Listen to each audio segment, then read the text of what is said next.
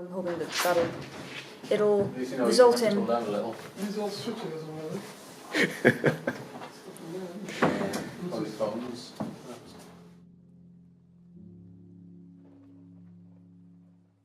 So we revisited some of the oceanic ship sets because we decided those would be the first ones to be textured this week. So I've finalised the fighter, and today I've also been working on the new corvette. I did make some big changes to the...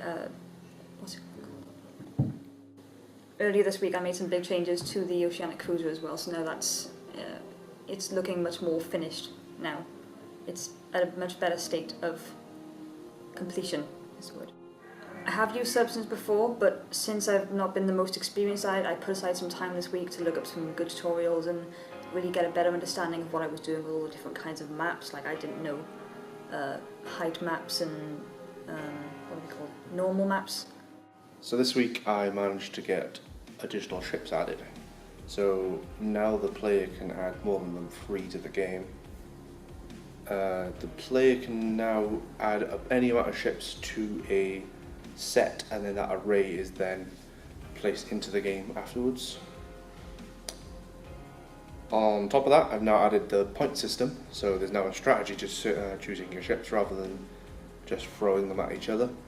We felt like the battleship was too large within the point cost we had, being able to take too many ships. We did have it set so you'd have a maximum of 36 points per player, and then the battleships were 12, the corvettes were 3, and the 4, and the fighters were 1. This did mean each player could take 36 fighters, so that was a bit awkward.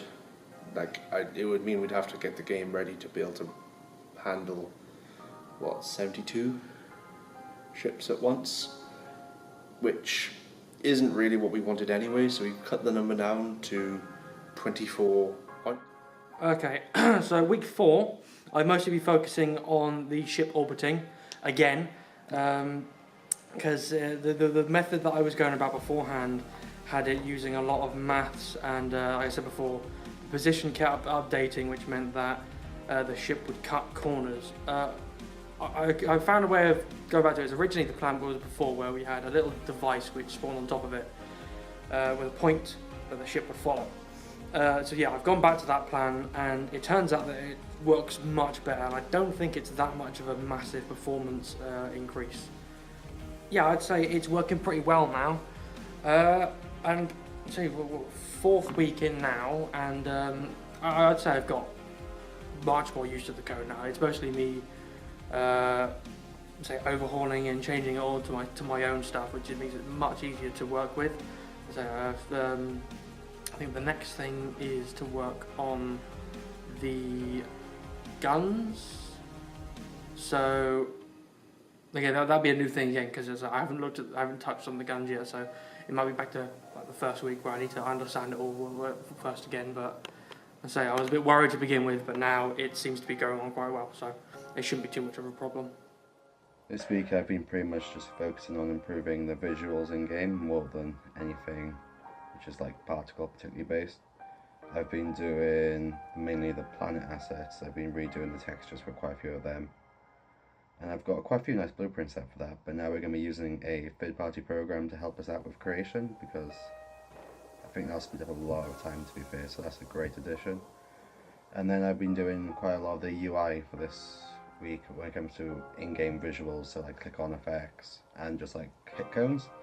So hopefully that'll give the player a lot better understanding of what's actually going on in-game, instead of just getting distracted and confused about the way everything's presented, so that should help a lot. I'll be starting colour correction now, pretty much today, to help out with Courtney's models, because she's about to re-texture pretty much all the ships. So I'm assuming, knowing in my luck, that I'm probably going to have to redo quite a bit of the skybox too to match up with the whole colour scheme layout. But if the colour correction and post-processing works out well, I might be able to save myself some effort. Before all this, all of the Tranzfuser stuff came apart, I was the lead programmer as well as team lead. So I spent a lot of time in Game Engine. That's where my main focus was. And this week I'm just having to take a step back and just not touch it at all because I simply don't like have the time to split between the two. So it's just full on paperwork this week, and it's really boring.